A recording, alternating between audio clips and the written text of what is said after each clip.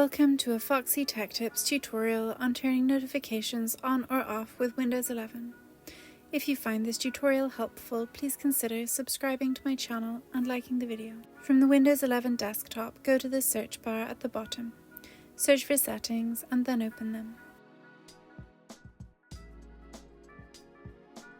In Settings, select System from the left sidebar. Now select Notifications.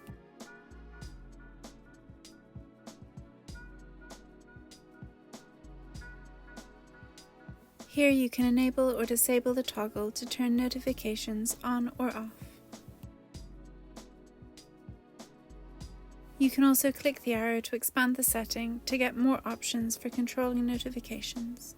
And that draws an end to this tutorial. Please like the video if you found it helpful and subscribe to Foxy Tech Tips for more Windows 11 tips and tricks.